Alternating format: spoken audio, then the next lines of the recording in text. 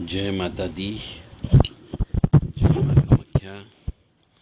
मां भगवती जगत जननी आद्यशक्ति भवानी आह्लादिनी शक्ति कष्ट निवारिणी दुख निवारिणी महिषासुर मर्दिनी चंडमुंड नाशिनी सिंहवाहिनी क्लेश नाशिनी पाप नाशिनी दुरितापहारिणी शत्रु संग विधारिणी आप सबको सुखी रखे, स्वस्थ रखे, प्रसन्न रखे और सद्बुद्धि प्रदान करती रहे। मनुष्य को वास्तु दोष वाले मकान में क्यों रहना पड़ता है? आजकल हम देख रहे हैं बहुत से मनुष्यों को वास्तु दोष वाले मकान में रहना पड़ता है। उनको मालूम है कि हमें सीढ़ी के नीचे भगवान का कमरा नहीं बनाना चाहिए, सीढ़ी के नीचे किचन नहीं बनाना चाहिए, सीढ़ी के नीचे लेटरिन बाथरूम नहीं बनाना चाहिए। यदि आप में किसी के यहां पर भी ऐसा है तो समझो ऊपरी बाधा आपके यहां पे स्वतः चल करके आएगी। किसी को बोलने की जरूरत नहीं पड़ेगी कि वेरिया भेज दे, ऑटोमेटिकली ऊपरी बाधा उस जगह प्रभावित होती है जिस जगह वास्तु दोष वाले मकान में आप रहते हो। तो अब वास्तु दोष वाले मकान में रहने के लिए क्यों आ जाते हो? क्यों आपको वही मकान मिलता है? उसके पीछे का भी बहुत बड़ा कारण होता है।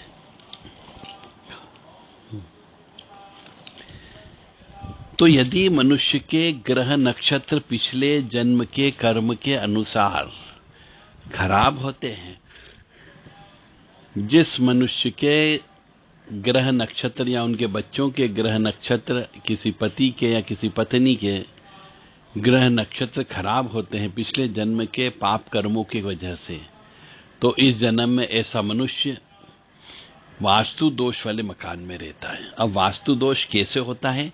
यदि आपके यहां पर भी बिना वजह बीमारी में पैसा चला जाता हो, बिना वजह बीमारियां आ जाती हो, अचानक पैसा चला जाता हो, अचानक चोरी हो जाती हो, एक्सीडेंट में पैसा चला जाता हो, एक्सीडेंट होने के बाद में शरीर में कुछ न कुछ बीमारी रह जाती हो, तो यह सब वास्तु दोष की वजह से होता है।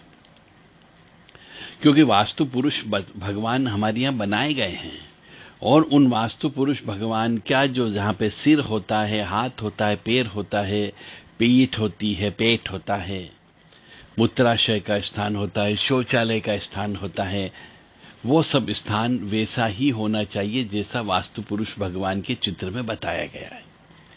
यदि उसके विपरीत वाले मकान में आप रहते हैं तो निश्चित तौर से आपके यहाँ पे बीमारियां अवश्य रहेगी, रोग अवश्य रहेंगे, बिना वजह रोग होंगे। सब कुछ खाना पीना सब शुद्ध है, अच्छा बन करके खा रहे हैं, अच्छे से अच्छा खाना लेकर के आ रहे हो, बना रहे हो, फिर भी आपके यहाँ पे रोग की उत्पत्ति अवश्य होती है। तो आपके घर में जो वास्तु दोष होता है उसका मैं एक कुछ उदाहरण दे रहा हूं। हो सकता है इनमें से यदि आपके यहाँ वास्तु दोष हो तो उसे ठीक करा लें या फिर घर को बदल दे ताकि आपके यहाँ बीमारियां नहीं आए, ऊपरी बाधा नहीं आए। अन्यथा आप प्रेत बाधा से, चुड़ैल बाधा से, डाकन बाधा से, जिन जिन्नात की बाधा से, स्वतः तंत्र की बाधा से, गंदे गंदे सपने आना, शमशान मरघट मसान दिखना, सफेद कपड़े वाले कोई नजर आ जाना, लाल कपड़े वाले कोई नजर आ जाना, सिर कटे वाले नजर आ जाना, खून होते हुए देख लेना, बलि होते हुए देख लेना, ये सब चीज वास्तु दोष की वजह से भी होती है। तो सबसे पहले तो ये देखा जाता है कि दक्षिण मुखी मकान नहीं होना चाहिए। आप एक कंपास लेकर के आइए और उस कंपास से आप ये चेक करो कि दक्षिण मुखी मकान तो नहीं है आपका। तो दक्षिण मुखी मकान 90% व्यक्तियों को सफलता हासिल नहीं दिलाता है। जितना पैसा आता है उतना पैसा बर्बाद हो जाता है, आपकी पूजा पाठ नहीं लगती है, आपके गुरु का आशीर्वाद नहीं लगता है। आप किसी मंदिर, मस्जिद, गुरुद्वारे में जाते हैं तो वहां की कृपा प्राप्त नहीं होती है, घर में उच्चाटन सा रहता है, बीमारियां लगी रहती है, किसी का अच्छा से अच्छा खाना खाने के बावजूद भी शरीर में ताकत नहीं होती है, खून नहीं बनता है, मांस नहीं बनता है। तो आपको सबसे पहले मकान को बदलना है। तो मकान में कौन कौन सी गलतियां होती वह मैं आपको गिना रहा हूं। कि सबसे पहली गलती होती है पिछले जन्म के कर्म के अनुसार, यदि आपने पाप कर्म किया है और यदि आपको भोगना है तो आप ऐसे मकान में पहुंच जाओगे जहां पर वास्तु दोष होगा। तो दक्षिण मुखी मकान में नहीं रहना चाहिए, पहली बात। दूसरी बात है, जब सीढ़ियां बनी हो, डबल स्टोरी मकान हो, तो सीढ़ी के नीचे बैठ करके भोजन नहीं करना चाहिए। सीढ़ी के नीचे पूजा पाठ का स्थान नहीं होना चाहिए। सीढ़ियों के नीचे लेटरिन बाथरूम नहीं होना चाहिए। सीढ़ी के नीचे किचन नहीं होना चाहिए। ये सब चीज यदि आपकी सीढ़ी के नीचे है तो मान के चलो वास्तु दोष है, भयंकर दोष है। उसकी वजह से बीमारियां लगेगी ही लगेगी, बिना काम के पैसा आपका बर्बाद होगा, घर में लड़ाई झगड़े भी होंगे और सुख समृद्धि शांति बिल्कुल भी नहीं रहेगी।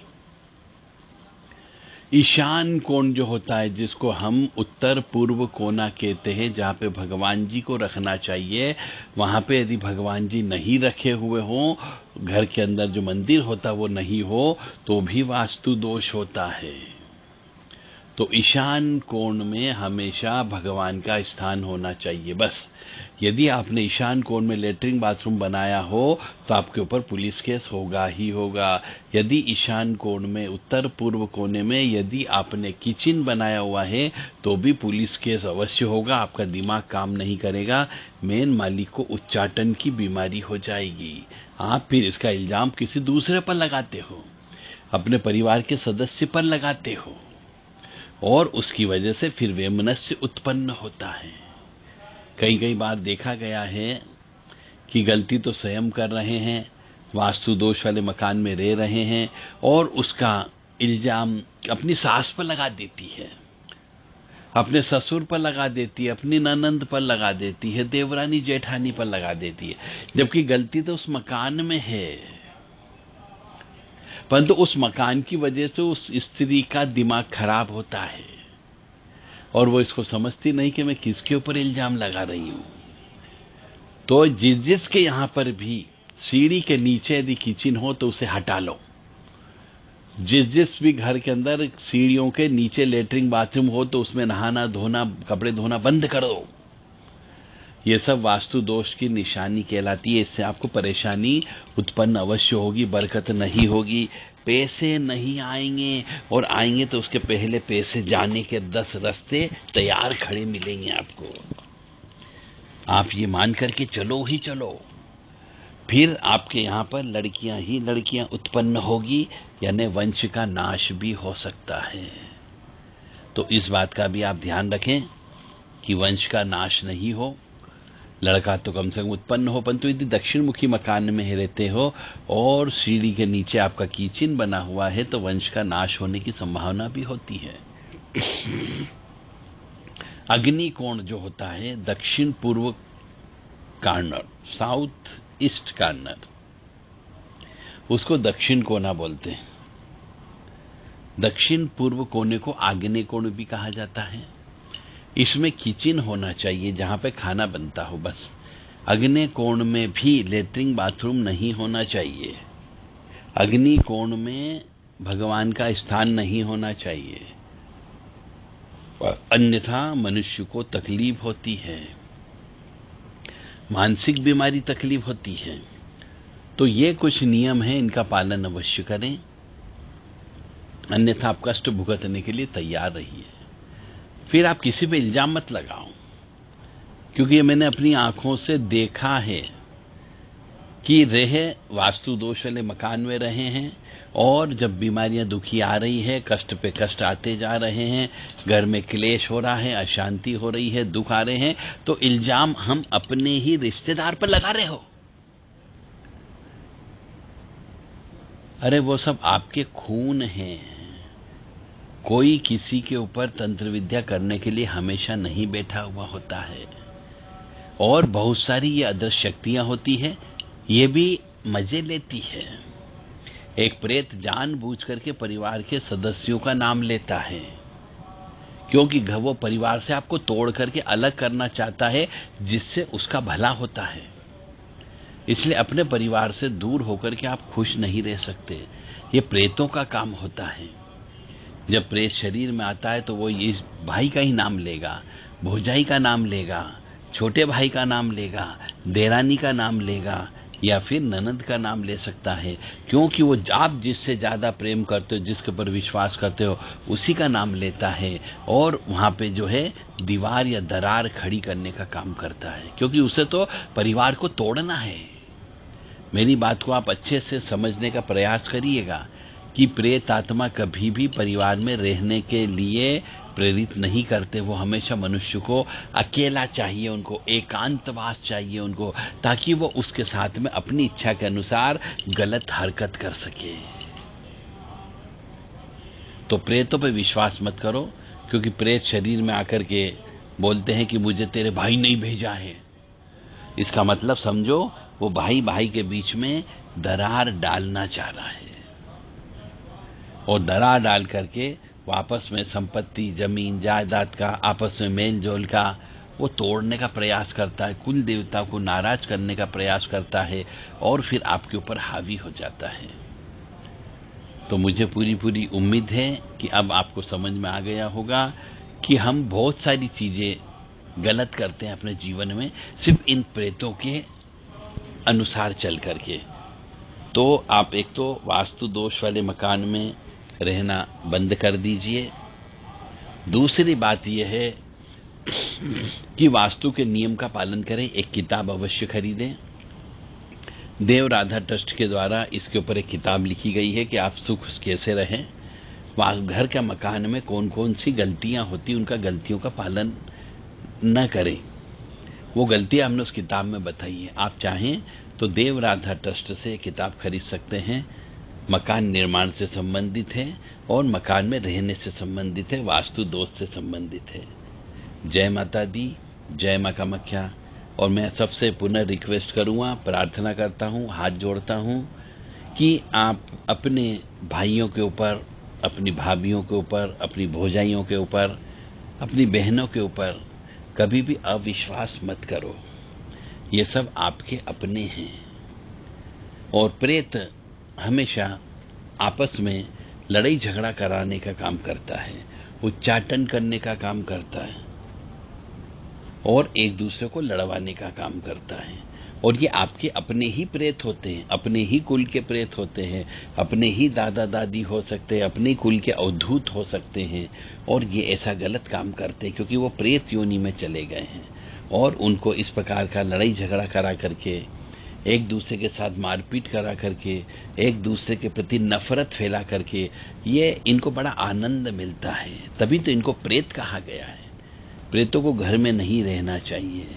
इसके लिए आपको प्रत्येक मंगलवार के दिन या सप्ताह में एक दिन गायत्री मंत्र का 108 बार हवन करना चाहिए, महामृत्युंजय मंत्र का 108 बार हवन करना चाहिए, नवान मंत्र का 108 बार हवन करना चाहिए, हनुमान जी के मंत्र का 108 बार हवन करना चाहिए, भैरव जी के मंत्र का 108 बार हवन करना चाहिए, और जो भी स्थान के स्थापित देवता होते हैं उन सब के नाम से भी हवन अवश्य करना चाहिए। तो आप सुखी रह सकते हो। मेरा धर्म था आपको ज्ञान देना कि आप सुखी रह सके, स्वस्थ रह सके, प्रसन्न रह सके।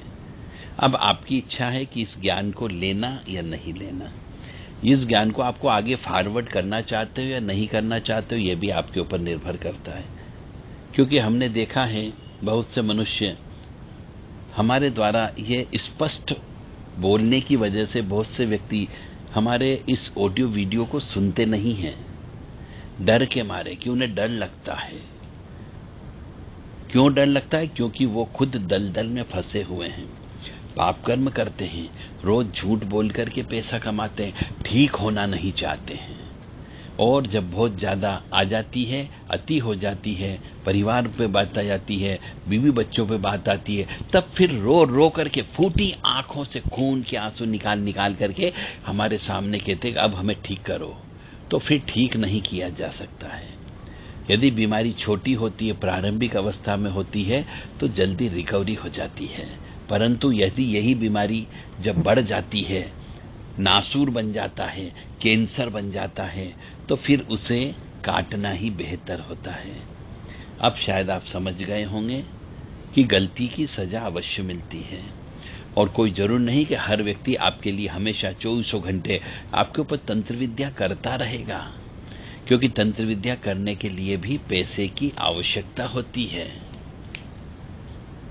हर किसी के पास इतना पैसा नहीं होता है कि वो हर बार किसी तांत्रिक को पैसा दे और आपकी बर्बादी के लिए सेज सजाने का काम करे। एक बार देगा, 2 बार देगा, बस आप उसको कटवा लीजिए, बार बार भी वो पैसा नहीं देगा। तो मैं आप सबसे विनम्र निवेदन करता हूं कि यदि आप वास्तु दोष वाले मकान में रह रहे हो तो जितनी जल्दी हो सके उसे खाली करने का प्रयास करें।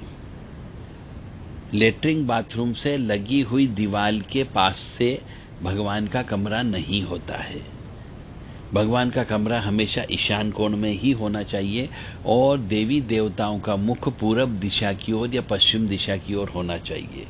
दक्षिण दिशा की ओर केवल काली मां का मुख हो सकता है और पंचमुखी हनुमान जी का मुख दक्षिण दिशा में हो सकता है। बाकी सभी देवी देवताओं का मुख जो है, चाहे वो ठाकुर जी हो या दुर्गा महारानी हो, इन सब का मुंह जो है पूरब दिशा की ओर या पश्चिम दिशा की ओर होना चाहिए। शिवलिंग की जलहरी उत्तर दिशा की ओर होना चाहिए और मंदिर जो में प्रवेश द्वार भी जो है पूरब से या पश्चिम से प्रवेश करना चाहिए, दक्षिण दिशा से प्रवेश नहीं करना चाहिए, क्योंकि दक्षिण मुखी हो जाता है।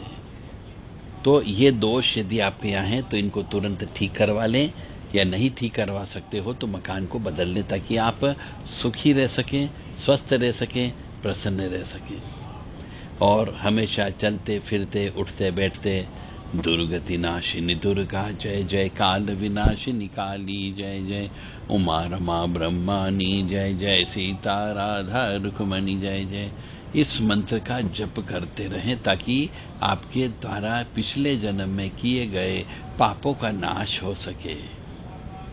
जैसा कि मैं कई बार बोलता हूं, कुछ पाप ऐसे होते हैं जो अक्षम्य अपराध होते हैं। उन पापों का भी यदि आप बारंबार स्मरण करके भगवान से माफी मांगेंगे, प्रायश्चित कर्म करने के लिए माफी मांगोगे, परिहार पूजा करोगे, तो एक समय के पश्चात वो पाप भी नाश हो जाते हैं, बशर्ते कि पूजा आपको बारंबार करना होती है। जय माता दी, जय मां कामाख्या। यदि किसी भी मनुष्य को ऊपरी बाधा से संबंधित, तंत्र बाधा से संबंधित या वास्तु दोष से संबंधित कोई भी प्रश्न करना हो, देवराधा ट्रस्ट सत्यवाणी चैनल के जो व्हाट्सएप नंबर हैं उन पर आप व्हाट्सएप के माध्यम से संदेश देकर के अपने प्रश्न का जवाब ले सकते हैं। जय माता दी, जय मां कामाख्या। पुनः कहूंगा, जितने जल्दी हो सके वास्तु दोष वाले मकान को छोड़ देना चाहिए, ताकि आप सुखी रह सकें, स्वस्थ रह सकें, प्रसन्न रह सकें। जय मां, जय माता दी, जय मां कामाख्या।